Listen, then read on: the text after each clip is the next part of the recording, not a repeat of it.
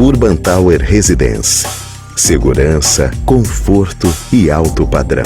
Apartamentos com 3 suítes, varanda gourmet e elevador privativo. Vendas, Imobiliária JL e Porto Seguro.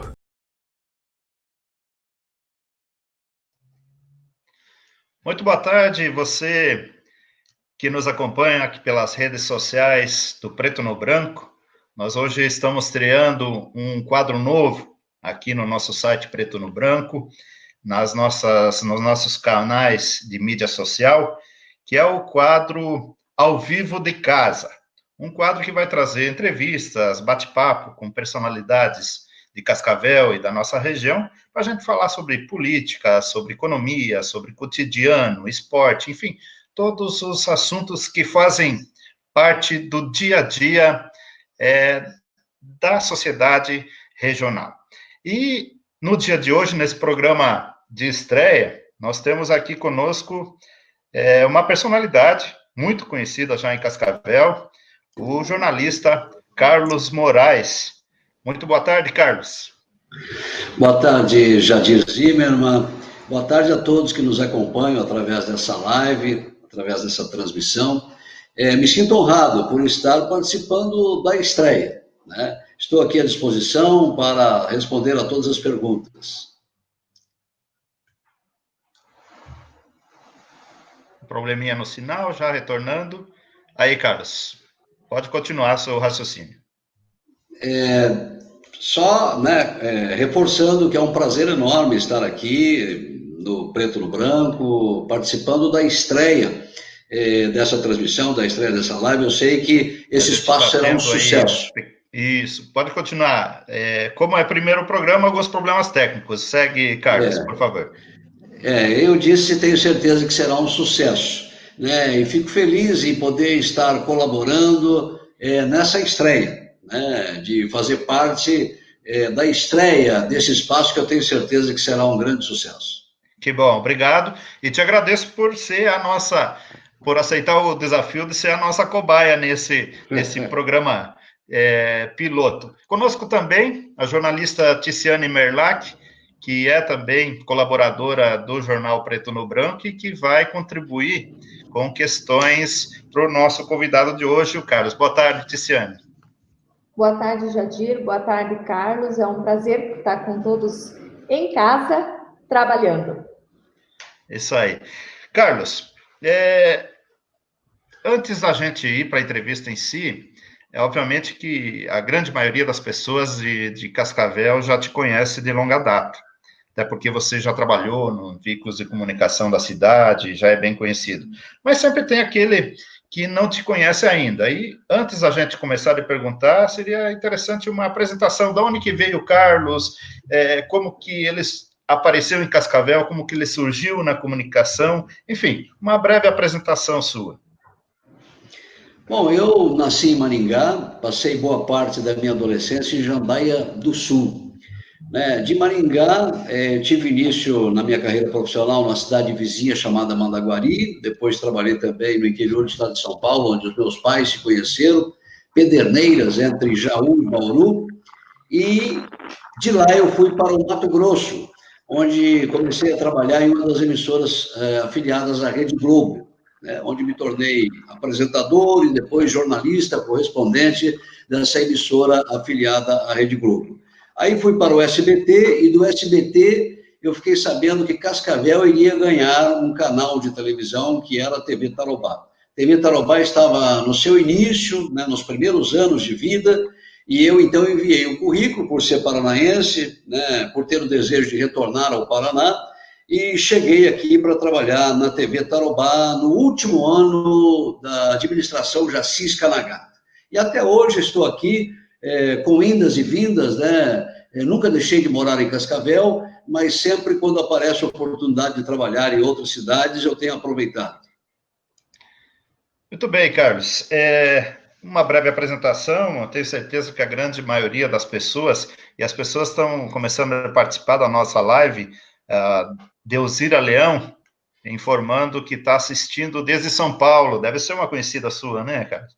A Deusira E me parece que ela é cascavelense, se eu não me engano, a Delvira daqui está agora em São Paulo. Essa é uma das Sim, ela é facilidades. jornalista também, assim como Aí, nós. ó, jornalista, bacana. Então, as pessoas podem, que estiverem assistindo, podem mandar perguntas também, que a gente vai estar passando para o Carlos responder.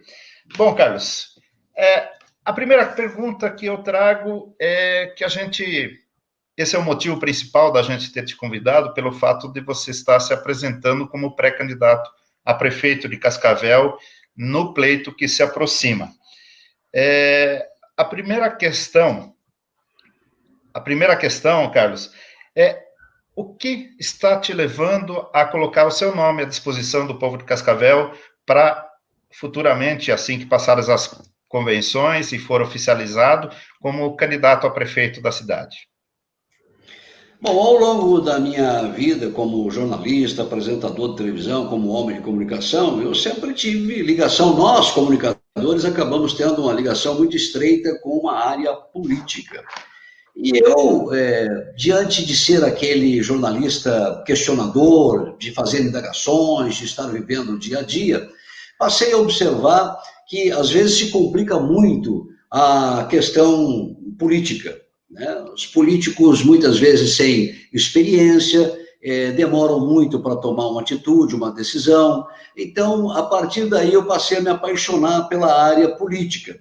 Eu fiz pós-graduação em gestão pública, em administração pública, com ênfase em cidades.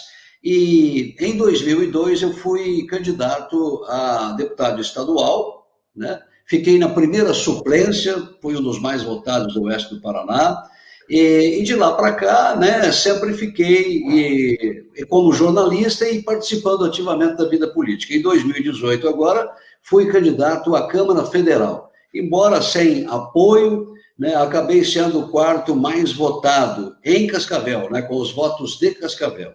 Então, a experiência que eu tenho na área administrativa, na área política, e a experiência acumulada também como apresentador de televisão, como diretor de várias empresas, isso tudo acabou me trazendo para essa pré-candidatura, né, porque eu vejo que é possível realizar. Basta querer, ter vontade, pensar e simplificar aquilo que é possível fazer para a cidade e para o povo.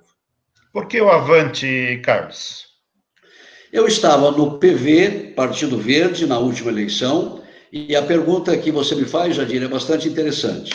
O PV, que faz parte da base de apoio da administração Paranhos, foi perguntar ao prefeito quem ele indicaria para ser candidato a deputado federal, já que o prefeito havia assumido um compromisso com o PV de que apoiaria um candidato à Câmara Federal. Eu fui indicado pelo prefeito, o prefeito disse ao presidente do partido, Chico, também a presidente municipal, Marlise da Cruz, né, que pelo fato do PV fazer parte da base de governo, um bom nome seria o do Carlos Moraes. Fui candidato, não obtive o apoio do prefeito, ele não me apoiou, não indicou ninguém para que me apoiasse, né, ele apoiou Alfredo Keifer, Evandro Roman, Fernando Jacobo, apoiou todos os candidatos federais, praticamente, que faziam parte da sua base de apoio. Aliás, todos, menos o Carlos Moraes. Foi por isso que eu deixei o PV e passei a me filiar, né, passei a fazer parte dos quadros do Avante, que é a dissidente do PTB, Partido Trabalhista Brasileiro. Carlos, você falou do prefeito. A gente sabidamente tem conhecimento que você e o prefeito são parentes, são amigos de longa data, pelo menos até pouco tempo. Tem até, ou tinha, várias fotos de vocês junto no Facebook, em momentos de descontração. Por que houve essa ruptura momentânea? O que aconteceu? Não se trata de ruptura momentânea e nem de afastamento ou de rompimento. Né? Sempre fui amigo do prefeito, como você disse, e sempre defendi as ações do prefeito. Nós temos que separar a amizade. Agora, em relação à política, lá em 2002, eu articulei a candidatura do atual prefeito a vice do Edgar Bueno. Né? Toda a articulação foi feita por um grupo e eu encabecei esse grupo.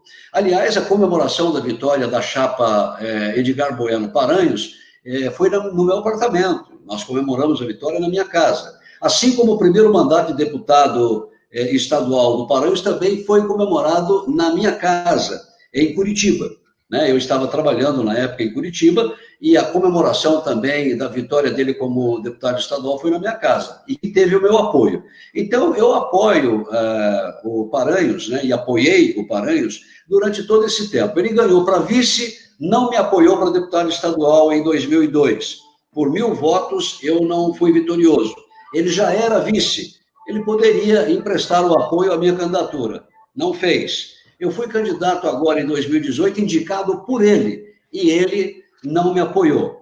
Então, a gente não pode misturar as coisas. Ele nunca manifestou o seu apoio a mim, eu sempre o apoiei, né? Tanto na campanha lá atrás, quando ele foi vice, nas 2 campanhas como deputado, e agora na campanha para prefeito. Não obtive o retorno, não tive o apoio que eu esperava.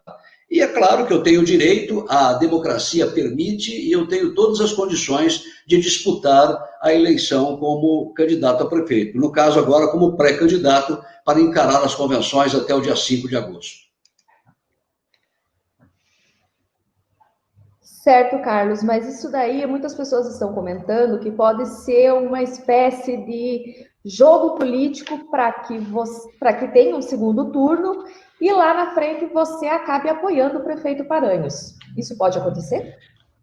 Não, não tem, viu, Ticiane? Eu quero ser bem claro a você, as pessoas que estão nos acompanhando, se fosse para eu ter alguma ligação política com o Paranhos, eu teria sido secretário dele, teria sido assessor dele, ou estaria sendo cogitado antes de tomar a decisão, porque o Avante exige, é um documento nacional do Avante, que toda cidade com mais de 200 habitantes, 200.000 habitantes, tem que ter candidatura própria. Eu assinei esse documento.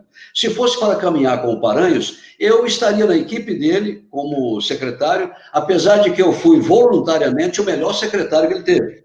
Eu fui conselheiro, sim, do prefeito. Tem pessoas que levam na gozação, mas ao longo de todos esses anos, eu sempre fui uma espécie de conselheiro e secretário voluntário, sem estar nomeado, passando grandes ideias, muitas acatadas pelo prefeito. Então, a minha contribuição para a cidade e para o próprio Paranhos, pessoa a qual eu estive sempre ao lado. Então, não existe esse perigo, não existe esse risco, né, de eu retroagir da minha candidatura ou de eu estar fazendo algo para apoiá-lo. Eu já abri o meu voto, Ticiane.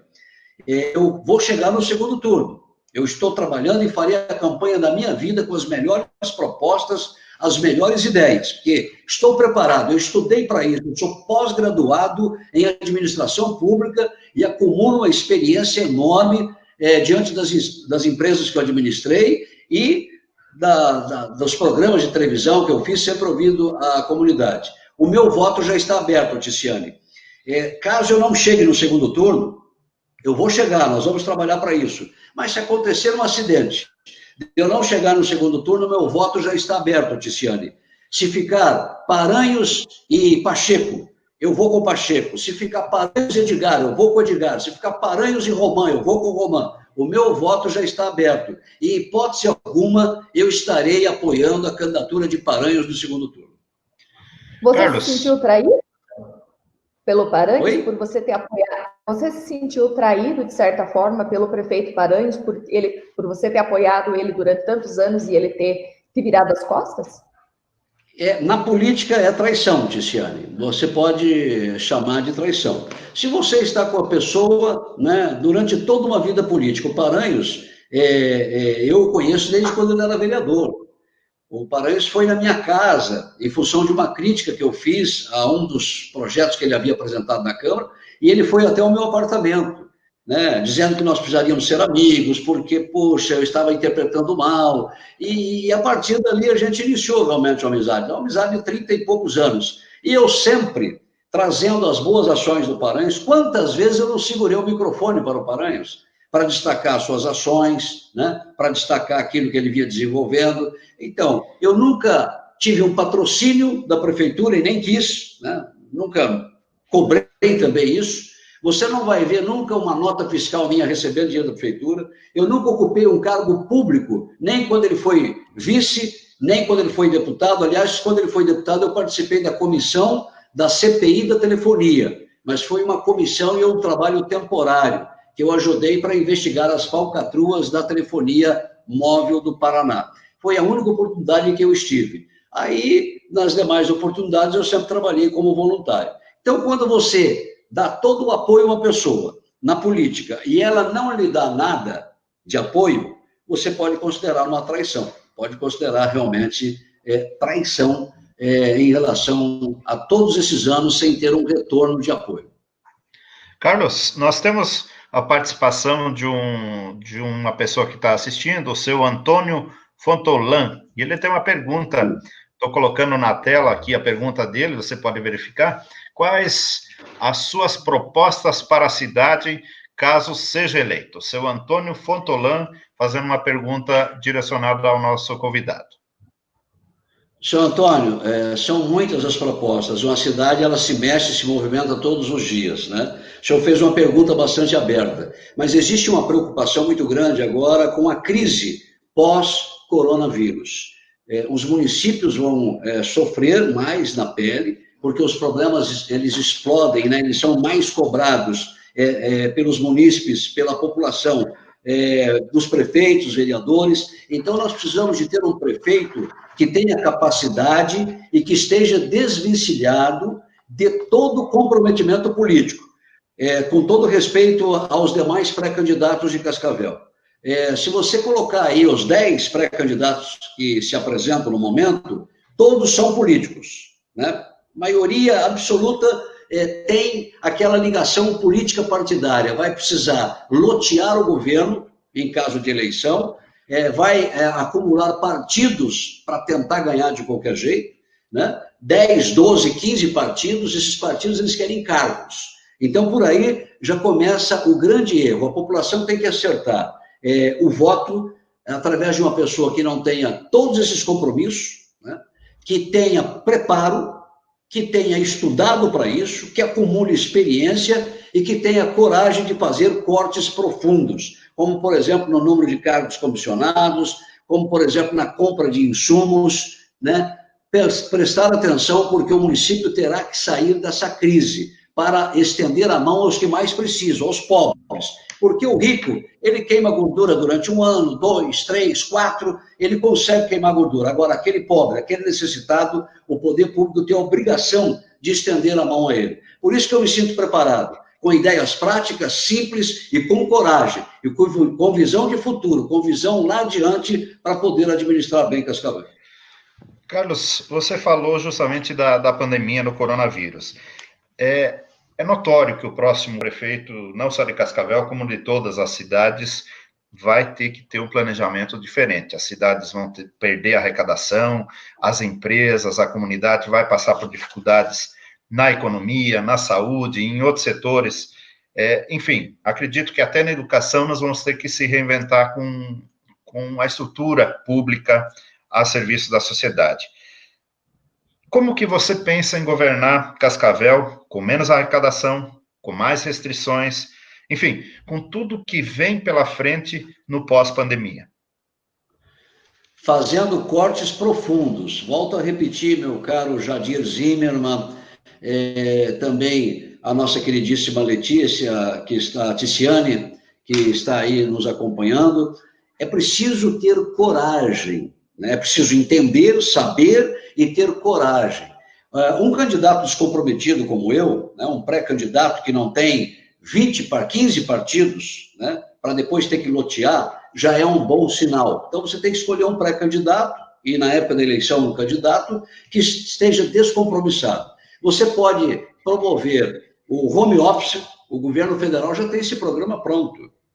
Investir nos serviços essenciais, presenciais somente aqueles de extrema necessidade, corte de insumos, porque quando você coloca todos os servidores possíveis para trabalhar remotamente, você já está tendo aí uma economia enorme. Você vai economizar no cafezinho, na luz, na descarga do banho, em tudo. Então, você já tem um corte de insumos com esse trabalho.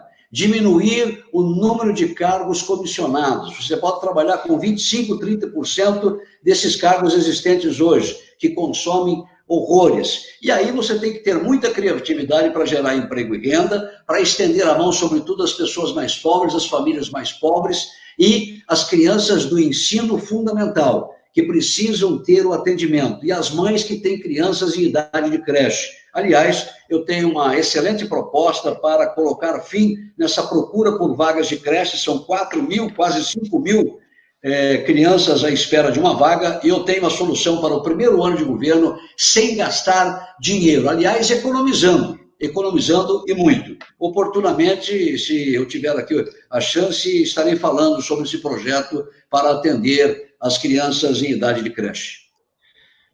Carlos, toda campanha tem um mote, tem um assunto, um tema central que baliza os debates políticos. Na tua opinião, o que vai balizar a campanha que se avizinha por aí? Que debate? Olha, o debate vai ser, já diria, em cima da crise, né?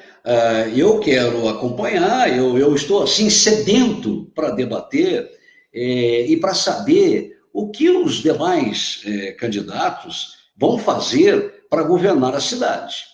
Porque não adianta vir com promessas mirabolantes, não adianta mais o marketing, né? Agora é preciso colocar o pé no chão, olhar para o olho do cidadão cascavelense e administrar com mão de ferro. E quem é que pode administrar com mão de ferro? A política, quando você fala de políticos, né? Eu sou um jornalista, já disputei a eleição, mas eu não sou o político do tapinha nas costas, né? Do abraço apertado, o afago. O eleitor tem que parar. Aliás, nós estamos num bom momento para cortar essa relação de abraço, de afago, da conversa fácil. Agora, durante a Covid-19, né, a gente está se cumprimentando de longe. O prefeito ele tem que administrar. Ele não tem que ficar passando a mão e alisando o eleitor. Ele tem que trazer condições para o cidadão trabalhar, sustentar a sua família. E não pode ficar enganando. Então, o mote da campanha vai ser esse. O que nós teremos dos pré-candidatos para comandar a cidade no pós-coronavírus? A crise já está sendo sentida e será muito pior após o controle do vírus, após o controle que deve acontecer em 3, 4 meses.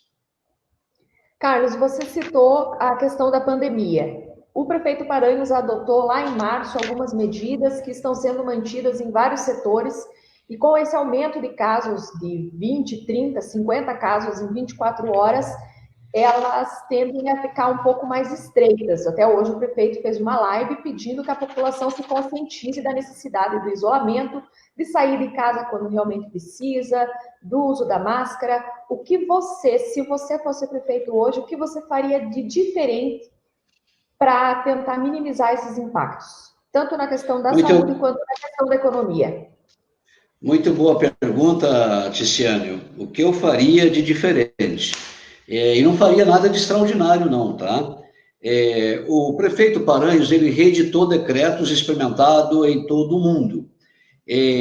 Errou no lockdown, fez na hora errada, o que eu não faria, né? E o prefeito, eu quero dizer o seguinte, a China, essa história de que ninguém pode ser responsabilizado com a morte das pessoas, nós temos que começar a responsabilizar a China desde já. A China tem lá na alimentação da população chinesa animais vivos, peçonhentos, morcego, cobra, eles comem gato, comem tudo. E a doença surgiu desse mercado. Então, já existe a responsabilidade da China. Ela tem que ser responsabilizada. Não tem essa história, o vírus apareceu, ninguém tem responsabilidade. Tem sim. O mundo tem que responsabilizar a China por colocar na alimentação da população esses bichos peçonhentos, venenosos, que acabou gerando esse vírus. E os administradores também precisam ser responsabilizados, sim. Governadores, o presidente, o prefeito de Cascavel, ele precisa ser e deve ser responsabilizado pelos erros, pela omissão. Por exemplo, eu não teria feito um lockdown no momento em que ele fez, eu teria comprado respiradores, tem que cortar na carne. O prefeito me parece que está preocupado em não ter desgaste político, em não perder votos, em garantir a reeleição. a testagem em toda a população, o exame em massa. É o único remédio para você poder pegar aquelas pessoas que apresentam sintomas e isolar, para você pegar aquelas infectadas e colocar em tratamento. Testagem em massa. 30 milhões de reais, se o prefeito investisse esses 30 milhões, e nós poderíamos até ter parado agora com os pontos de ônibus, é uma necessidade, a população merece os novos pontos de ônibus, mas gasta-se 14 milhões nesse momento que ele poderia abortar os pontos de ônibus, porque nós estamos vivendo já 40 anos com essa estrutura, sem os novos pontos. Eu sou favorável aos pontos de ônibus, mas nesse momento ele deveria fazer cortes e colocar a testagem rápida, mais leitos de UTI, álcool em gel para a população pobre, distribuição de máscaras, o Exército, a Guarda Municipal, o Corpo de Bombeiros, as entidades de classe para fiscalizar e orientar no distanciamento. Não adianta, você não vai evitar a circulação do vírus decretando lockdown.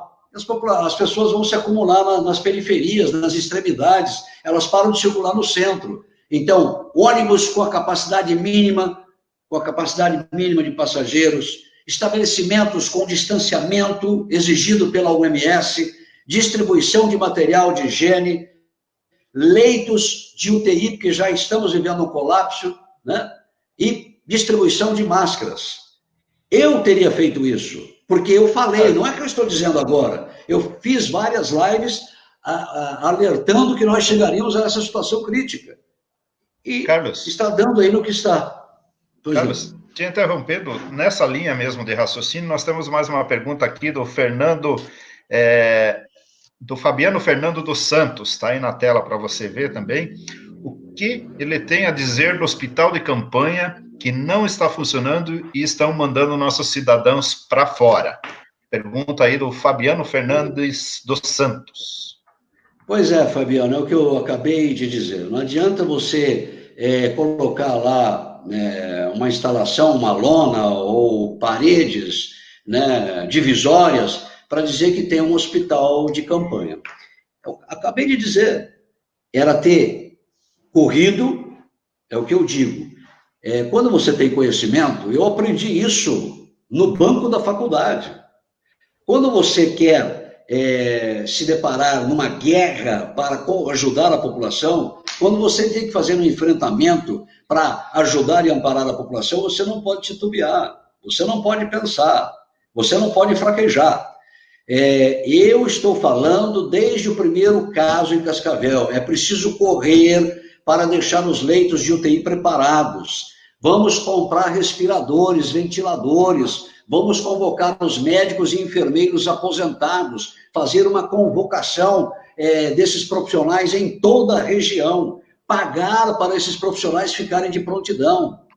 Olha só a situação que estamos vivendo. Então, eu entendo que isso foi falha. Foi falha. Ter o hospital de campanha, ter o hospital de retaguarda, e agora começar a mandar já as pessoas para as outras cidades, que família quer mandar o seu parente para uma outra cidade? Uma doença dessa que pode levar a óbito, e que tem levado a óbito, ninguém quer. Então nós temos que ter a preparação desses leitos, dessas unidades de terapia intensiva, e essa foi uma falha. Essa responsabilidade deve ser atribuída à administração. Sim, que história é essa? Não tem culpa. Fez o que tinha que fazer. Não fez o que tinha que fazer. E peço a Deus que a gente consiga o controle desse vírus. Mas se nós tivermos um registro de mais mortes, tem que se atribuir a essa morosidade, a essa lentidão, a essa falta de firmeza e de investimento para salvar vidas.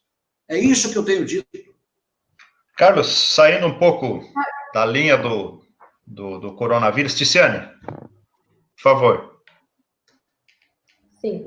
Eu queria perguntar, Carlos, a respeito da economia. Você citou a questão da saúde, da falta de leitos, tanto de UTI, do hospital de campanha, mas muitos comerciantes estão sofrendo diretamente o impacto. Por mais que tenham comércios abertos, as pessoas têm medo de sair de casa.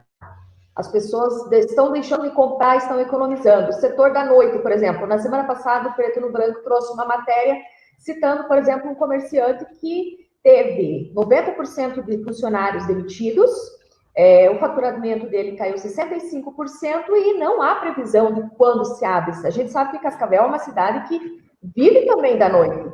O que na economia você faria de diferente? Olha, minha querida Ticiane, amedrontaram, aterrorizaram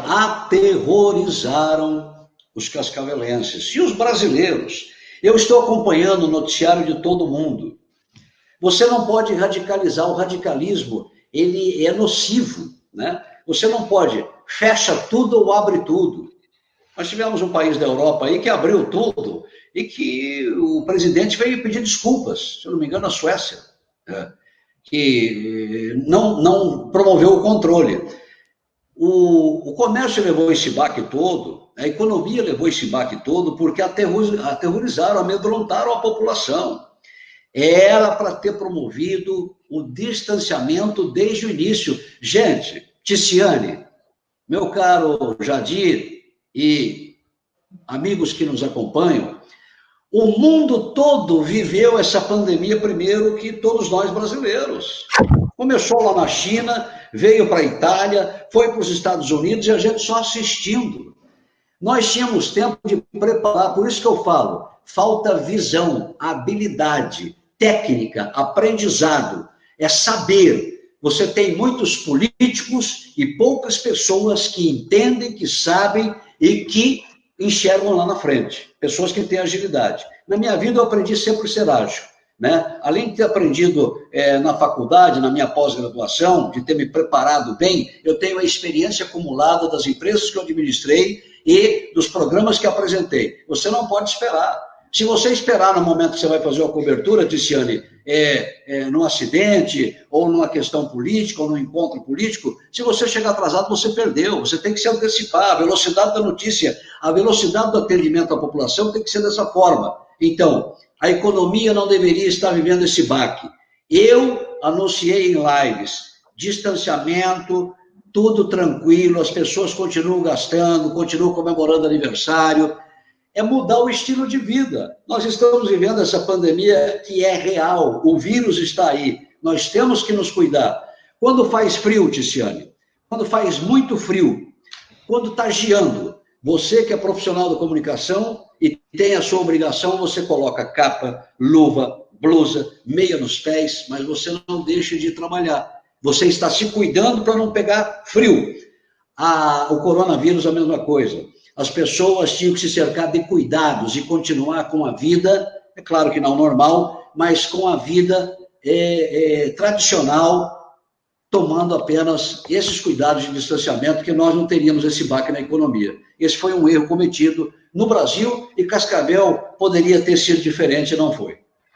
Carlos, tenho mais uma pergunta aqui de uma pessoa que está assistindo, que mandou pelo nosso grupo de WhatsApp.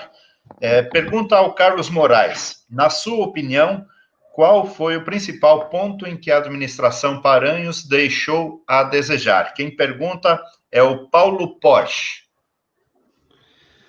Se for em relação à pandemia, eu creio que já falei tudo, né? Eu tenho pontos positivos e negativos na administração Paranhos. Eu estive aconselhando o prefeito, né? Eu estive como secretário voluntário. Eu fui verdadeiramente um secretário voluntário nos 2 primeiros anos de governo do prefeito Paranhos. Todos os dias aconselhando, todos os dias levando informações importantes. Então, ponto positivo, por exemplo, para não dizer que eu só estou criticando, as equipes de saúde da família, né? Houve uma ampliação. Aí é o caminho. Eu, se fosse o prefeito, trocaria todo o comboio da saúde pelas equipes de saúde da família.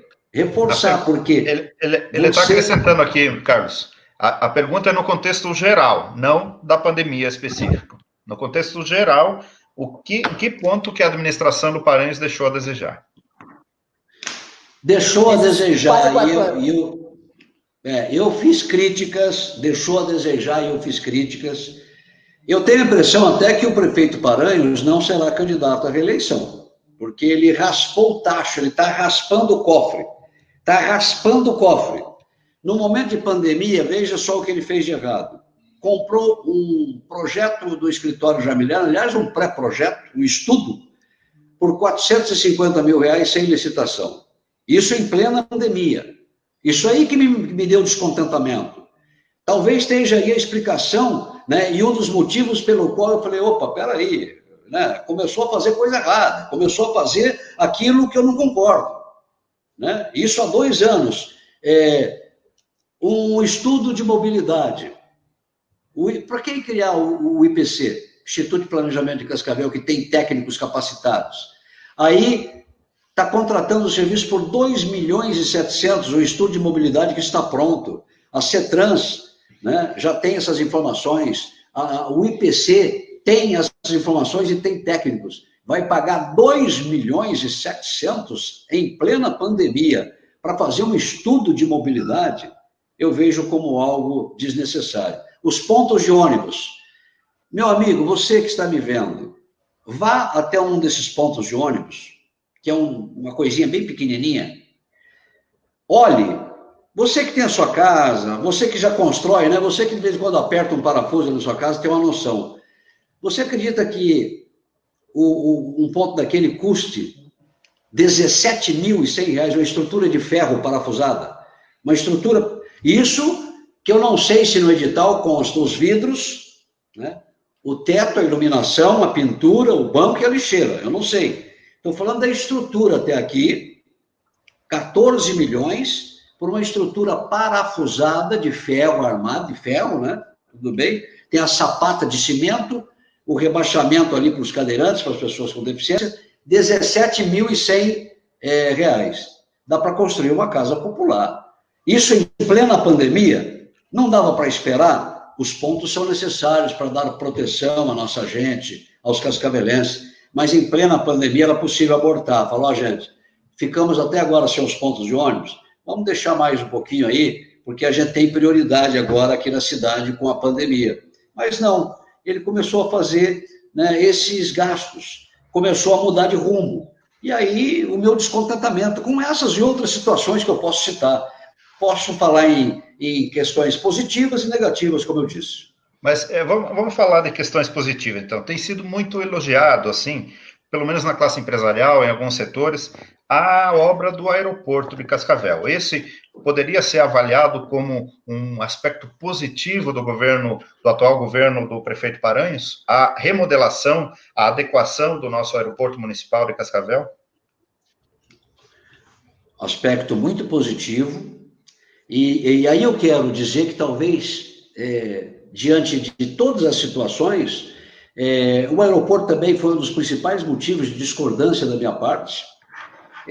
Nesse período em que eu estava ali aconselhando, estava ao lado do prefeito, né, ele falou do aeroporto. Todos sabem que desde a época da TV Tarobá, eu quero garantir aqui, eu devo ter produzido já uma centena de reportagens em relação ao aeroporto. A necessidade do novo terminal, eu sempre dei como exemplo Maringá, sempre como exemplo outras cidades. Cascavel tinha que ter o seu terminal. Essa briga acontece desde a época do prefeito Mion, né? Essa briga vem de lá. Entrevistei o Jaime Lerner, que prometeu um novo terminal, depois veio o Roberto Requião, que não era favorável a reformulações do aeroporto, aí veio o Edgar, que iniciou e que teve lá um problema, e aí veio o Paranhos, e realmente viabilizou os recursos, né, e iniciou essa obra tão importante para Cascavel e para a região. O prefeito me perguntou sobre o aeroporto e eu disse, olha, você tem que fazer o seguinte, colocar já, porque a CETRANS está lá com funcionários que têm desvio de função. Você tem lá o agente de trânsito que trabalha como agente de pátio. Isso vai dar problema. Aí ele falou, o que você acha? Eu falei, olha, você teria que fazer um canal de inspeção, para poder terceirizar pelo menos um canal de inspeção até que você construa um novo aeroporto. Aí, como eu convivi no Piauí há muito tempo com pessoas ligadas à aviação, ele me perguntou e eu apresentei uma empresa que já tem experiência com canal de inspeção, vieram aqui, prestaram toda a consultoria, passaram todas as informações, e aí o prefeito decidiu mudar. Olha, não, canal de inspeção não, vamos resolver, porque nós vamos, então, licitar para terceirizar o aeroporto.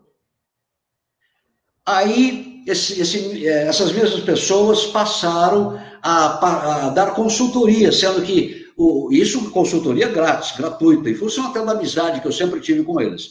A prefeitura paga uma empresa, meu caro Jadir, para dar consultoria, assessoria ao aeroporto. Sabe quanto que o aeroporto teve de multa nos últimos anos? É quase 3 milhões. O DSEA, o SINDACTA e a ANAC aplicaram já várias multas. Então, essa assessoria, essa empresa que recebe, né, ela não dá resultado. Aí o prefeito mostrou desejo em privatizar o aeroporto. Eu falei, é claro, né? Para que a prefeitura agora vai terminar a obra? Nada melhor que terceirizar. O prefeito começou, com a minha ajuda, eu comecei a trazer pessoas que passaram a alimentar de informações a CETRANS, né, o próprio prefeito, várias reuniões, e o prefeito daí aventou a possibilidade de um consórcio para participar da licitação. De repente, o prefeito desiste. Olha, nós vamos dar uma parada aí, porque tem um determinado candidato, pré-candidato, eu não vou citar o nome, tem um determinado pré-candidato aí, que talvez ele seja candidato, então eu vou dar uma segurada aí na licitação do aeroporto. Eu não sei qual o destino que ele dará a esse grande terminal, ficou muito bonita a obra, né? Cascavel merece, mas eu tive uma má impressão nessa frase do prefeito, eu posso garantir. Ele disse, olha, vamos abortar aí esse negócio de licitação aí, que fulano de tal, eu não vou citar o nome desse pré-candidato, fulano de tal está ensaiando, está dizendo que vai ser candidato, tem interesse em estar participando aí também, eu não vou fazer, vou dar uma segurada. É preciso que o Ministério Público fique atento. Eu tenho informações importantes, eu acompanho esse aeroporto, não é de hoje, há décadas, desde que eu pisei em Cascavel, então é preciso tomar muito cuidado, muito cuidado. A gente sabe que tem 1000 maneiras de fazer a coisa errada, mas o Ministério Público vai ter que ficar com a luz acesa durante muitos anos, para ver que origem terá esse aeroporto daqui a 5, 6, 10, 15, 20 anos. Porque contratos de gaveta são possíveis, né? Então é preciso ficar atento. Carlos, nós falamos até agora sobre a questão de executivo e tal. E o Avante com relação ao legislativo? Está se preparando também para lançar uma chapa completa? Lembrando que esse ano não tem coligação para vereador. Como que o partido está se organizando em Cascavel? Olha, Jadir, modéstia à parte, liderança de um partido você mostra justamente na formação da chapa de vereadores. Durante a pandemia, eu montei essa chapa, com máscara, álcool e gel, por isso que eu falo que todos poderiam estar trabalhando. Eu mantive a distância, eu cuidei com a máscara, com o álcool gel, e fui em busca de uma chapa com 28 pré-candidatos, são 14 mulheres e 14 homens, e nós temos hoje 28 pré-candidatos a vereadores e vereadoras. Vamos chegar aos 32. O partido tem 700 filiados, um trabalho que o doutor Jadir fez com a sua equipe, o doutor Jadir que participou e que dirigiu o Avante durante muito tempo, filiou 700 pessoas de Cascavel. Dentro dessas 700 pessoas, nós vamos conquistar mais 4 pré-candidatos para lançarmos a chapa completa, se Deus quiser, com 32 nomes. Muito bem. Ticiane, mais alguma questão aí para o nosso convidado? Voltando à eleição, Carlos, eu gostaria que você elencasse, a gente tem 3 principais pilares de qualquer administração: saúde, educação e segurança. De forma rápida, quais seriam os 3 projetos, um projeto em cada uma dessas áreas que a tua administração traria para o povo de Cascavel? Simples, Ticiane, boa pergunta. Segurança. Nós temos uma guarda que está aí, que presta um belíssimo trabalho. Sem gastar, sem investir, nós vamos fazer com que a Guarda Municipal chegue na mesma velocidade do SAMU. Ticiane, se você precisa de um socorro na área da saúde, se uma pessoa está passando mal, você aciona o SAMU, de 5 a 7, no máximo 10 minutos, o SAMU está lá na porta, no atendimento. Está lá na porta da casa, está lá prestando atendimento. Nós vamos dotar a guarda, sem precisar investir dinheiro, para que ela chegue em qualquer ocorrência do município, com o suporte da Polícia Militar, em 5, 10, no máximo 15 minutos. O cidadão que precisa de segurança, na hora que está havendo espancamento em um bar, ele liga para a polícia, e a polícia demora às vezes 1, 2, 3 horas, às vezes não tem gasolina, não tem viatura, ele fica chateado, ele não aguenta mais essa espera. Nós vamos dar velocidade à Guarda Municipal, agilidade, desculpe, agilidade. O marido está batendo na mulher lá, está tendo uma agressão familiar, chamou em 7 minutos a Guarda Municipal, se precisar da ajuda da Polícia Militar, porque existe esse convênio, né? A força policial vai estar no local da agressão. Essa é algo simples, de primeiro momento, você fala, mas isso aí... Não, mas você tem que colocar de forma distribuída, como o SAMU está distribuído para fazer esse atendimento. Na área da educação, nós precisamos pensar no contraturno. Mas eu quero me deter mais à creche, que eu prometi aqui falar sobre as vagas de creche. Nós temos hoje quase 5 mil crianças precisando de uma vaga de creche. Mães desesperadas querendo trabalhar. No primeiro ano, é possível resolver esse problema, zerar essa fila de crianças que estão à espera de vagas de creche. Contratar mães educadoras, professoras aposentadas, enfermeiras aposentadas, mães que já educaram os seus filhos que estão adultos. Essas mães vão ser preparadas pela Secretaria de Educação, vão ser monitoradas com câmeras de segurança pela Secretaria de Segurança, pela Secretaria de Educação, vão receber a visita de psicólogos, de orientadores, de pedagogos, para que essas mães sejam contratadas, essas mães educadoras sejam contratadas para cuidar de crianças de 0 a 3 anos de idade. A criança de 0 a 3 anos de idade, ela não precisa de ir para uma cadeira escolar, ela tem que desenvolver a capacidade motora, ela tem que fortalecer ossos, ela tem que ter esse desenvolvimento. Com auxílio de orientadores visitando essas famílias, igrejas também têm que servir para essa creche em casa. É o homeschool, a creche em casa. O projeto Homeschool, que tem o apoio do presidente Jair Bolsonaro, ele está dando isso à Secretaria da Criança do Ministério dos Direitos Humanos. Eu fiquei durante 1 ano e meio em Brasília. Esse projeto passou pelas minhas mãos. Assim que ele for liberado, nós vamos implantar a creche em casa para resolver o problema e a criança, a partir dos 3 anos, passar a ir para a cadeira escolar, para o banco escolar. Carlos, outra questão, Oi. você citou ali a agilidade na guarda e a questão das mães em casa, acabaria, não extrapolaria a questão da lei de responsabilidade fiscal ou a questão de excesso de funcionários, porque o município tem o limite prudencial de contratação. Não acabaria extrapolando esse limite? Muito bem. Muito boa pergunta, muito excelente a pergunta. Nós vamos economizar, Ticiane. Economizar, por quê? Para você hoje construir creches para atender essas 5 mil crianças, você vai precisar de estruturas milionárias. Quanto que você acha que custa, Ticiane, para construir uma creche, aparelhar uma creche, hein? Fortuna, uma fortuna. A casa de família, ela vai ter um espaço preparado, a igreja vai ter um espaço preparado, a igreja fica ociosa durante o dia. Nós vamos economizar na construção das creches, nós vamos economizar na saúde, porque a criança, Ticiane, eu não sei se você é mãe, mas a criança de 0 a 3 anos de idade que vai para a creche, ela adoece mais e ela acaba causando gasto lá na saúde pública. A mãe tem que sair do trabalho muitas vezes correndo.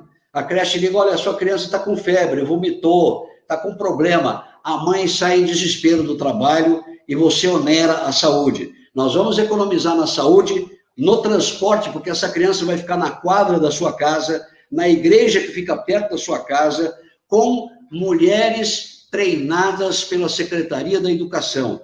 Não vamos gerar mais empregos. O dinheiro é suficiente sem você precisar mexer no orçamento, sem você precisar fazer mais gastos. Nós podemos dar creche para todas as crianças que estão aí, e são quase 5 mil crianças. Carlos, nós estamos nos aproximando aí de 1 hora já de entrevista, de live. Tenho certeza que nós teríamos várias outras questões para abordarmos, mas creio que conseguimos tirar uma boa essência dessa sua intenção, se apresentando como pré-candidato a prefeito, e se isso se confirmar nas convenções, nós teremos mais oportunidades de aqui trazer as suas propostas, as suas ideias. Deixar você à vontade para suas considerações finais.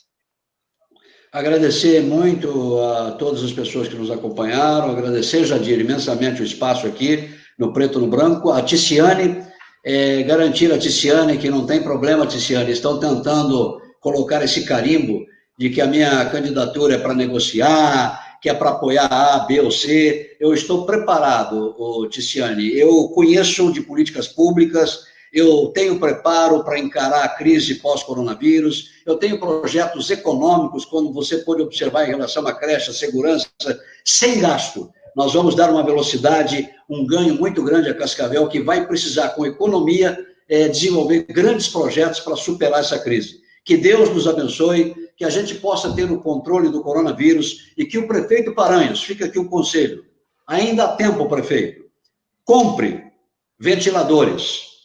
Ainda há tempo, prefeito, compre testes rápidos, compre aí 320 mil testes rápidos, para poder colocar em prática, né, uma fiscalização como essa que o senhor quis colocar, de policiar as entradas da cidade, o aeroporto, o terminal rodoviário. A partir da testagem, aí sim o senhor teria como fiscalizar o aeroporto, a rodoviária e, sobretudo, as famílias que estão sendo infectadas pelo coronavírus. Fica a sugestão, ainda há tempo de colocar em funcionamento as unidades de terapia intensiva, de comprar os testes rápidos e de distribuir álcool em gel e máscara para a população. Muito obrigado, um abraço a todos.